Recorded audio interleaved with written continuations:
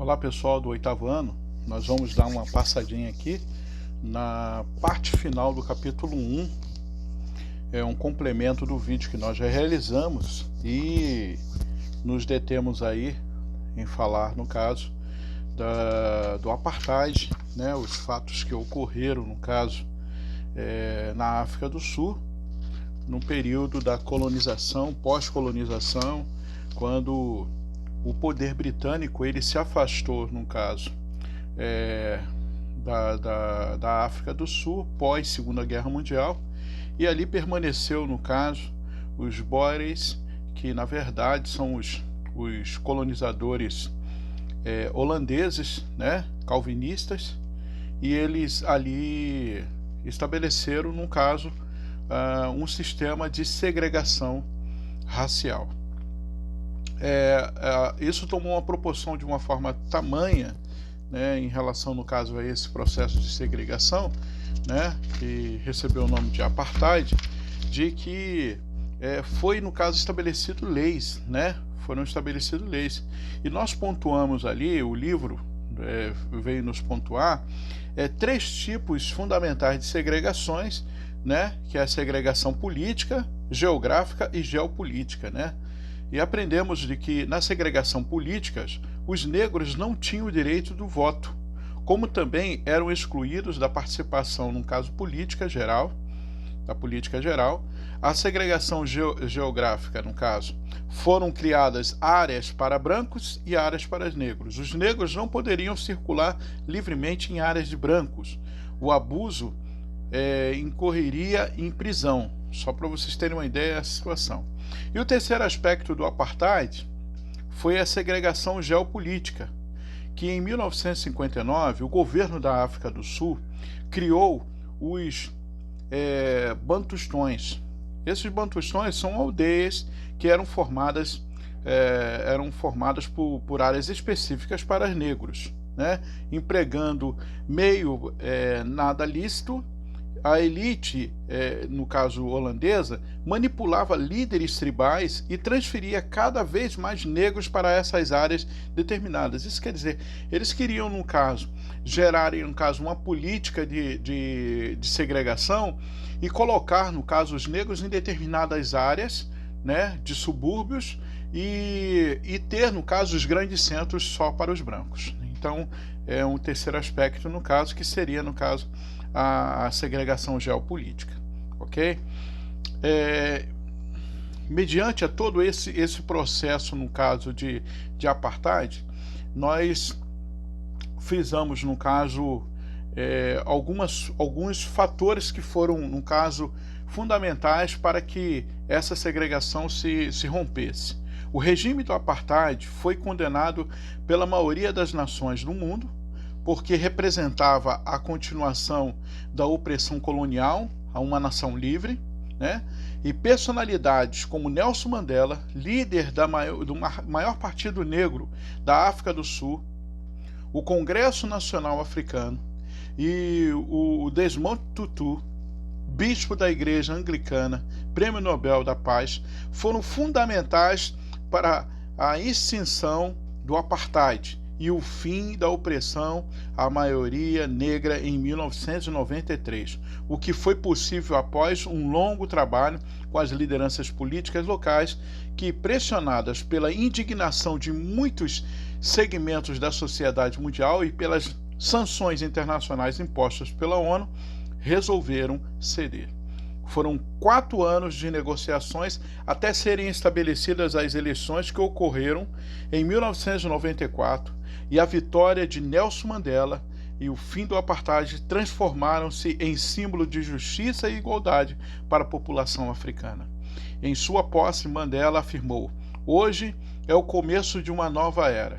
Deixemos para trás uma era de pessimismo, divisão e oportunidades limitadas, tumulto e conflito. Estamos iniciando uma nova era de esperança, reconciliação e reconstrução nacional." Esse foi o personagem que marcou a história da África, do continente africano e também da África do Sul, num período tão opressor que foi o período, no caso, do apartheid, que que nas palavras escritas no livro soam, no caso, até suave demais pelaquilo que na verdade ocorreu na prática. Agora, seguindo o conteúdo, no caso da parte final do capítulo 1, nós temos as duas Áfricas, né?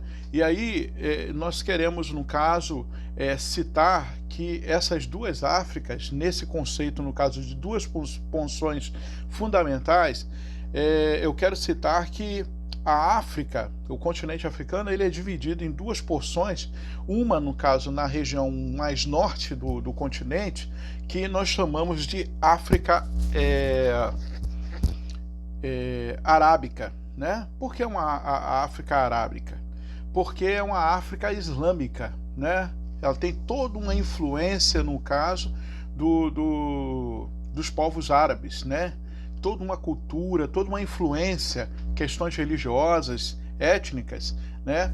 Então, toda aquela parte, no caso, por exemplo, do norte do continente, é uma África mais islâmica. E o restante, que é a parte central e a parte sul do continente, na verdade, uma África negra, é considerada uma África negra, que é a África que foi colonizada pelos europeus, né? E sofreu toda uma influência do continente, no caso da Europa, e foi massacrada, foi, no caso, sofreu nas mãos, no caso, dos povos europeus. Então, eu quero, no caso, frisar essas duas Áfricas, como elas se dividem, né? De uma forma que a gente possa, no caso, entender, né, o que seria, no caso, uma África islâmica e uma África negra. Tá, ok? Isso é importante nós entendermos. O Sudão do Sul e o Sudão. Durante muitos anos, o Sudão era um único território, não existia o Sudão do Sul, né? E no livro, na página de número 15, nós encontramos ali um relato de que no dia 9 de julho de 2011 foi oficializada mais um país, o Sudão do Sul. E por que ele foi oficializado, né? Na região, no caso, por exemplo, sul do Sudão, que passou a ser agora Sudão do Sul, é onde que existe, no caso, os poços de petróleo, onde que existe a parte mais rica do território, né? E existia ali, no caso, uma política de divisão territorial, né? Com as tribos que existiam no Sudão, uma briga muito de conflito interno dentro desse território, que gerou justamente esse apartamento de duas áreas, né? O Sudão do Norte, que é o Sudão, que é uma área, no caso, mais centralizada, setentrional, né? No caso, uma parte mais para o norte, do centro para o norte, e o Sudão do Sul é uma área bem menor, mas é uma área mais rica. E aí houve um acordo, eles entraram em acordo, depois de milhões de pessoas, no caso, se tornarem refugiados, outros fugiam por causa da guerra, né? E houve muitas mortes, e devido a todo esse processo, o que nós entendemos é que 9 de julho de 2011, houve, no caso, um acordo entre as duas partes que proporcionou, no caso, essa classificação, no caso desse novo país, um dos países menores do continente africano. E o texto afirma dizendo: embora essa divisão tenha sido um passo muito importante para a solução dos conflitos na região, os dois países terão desafios enormes na tentativa de se desenvolverem economicamente e diminuírem a pobreza de sua população, né? Porque às vezes são territórios riquíssimos, né? Nós já comentamos em outra ocasião que o continente africano é um continente, no caso, foi um continente muito rico, e devido o processo de colonização, de exploração, ele foi, no caso, completamente massacrado, destruído aquele território, né? E aí aquele povo é um povo muito sofrido devido justamente a essas consequências de colonização. E o Sudão e o Sudão do Sul terão que ter muitos esforços aí para que possam, no caso, vencer aí a pobreza, né, dos seus povos. Primavera Árabe. Na Primavera Árabe, na página 16, nós aprendemos de que o que é a Primavera Árabe, né? A partir do ano de 2011, uma série de revoltas populares contrárias aos governos ditatoriais, tanto do Oriente Médio, no caso, como também do norte da África, se levantou, né? A população saiu às ruas e fez uma revolta, no caso, contra os ditadores, né? Aqueles que ditavam de uma forma agressiva, né? Se achando dono do país, dono do território, e aí o povo não aceitou mais essa regra, esse ditame, e então resolveram, no caso, se manifestar contra esses ditadores, até que o ponto que em 2013 esses ditadores caíram, né? Muitos foram caindo, no caso, foram sendo desapossados dos seus governos, e alguns, no caso, chegaram até a ser mortos, né, por uma questão dessa revolta populacional.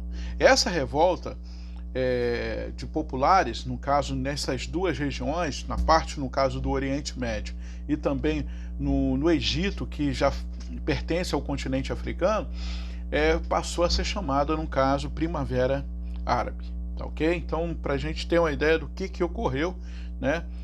Só para você ter uma ideia, há cerca de 30 anos de governo no Egito, Hosni Mubarak, nessa ocasião, em 2013, caiu, no caso, do seu poder ditatorial aí no Egito. Então, imagine o poder, no caso, durante 30 anos, né? E o povo já deu um basta, não aceitou mais aquele estilo, aquele tipo de situação que eles vivenciavam, né? Bom, nós vamos ficando por aqui, vamos encerrar, no caso, esse capítulo, né? O capítulo 1, e na próxima videoaula nós vamos estar aí falando sobre o capítulo 2. Um forte abraço, um beijo e saúde a vocês e a toda a família.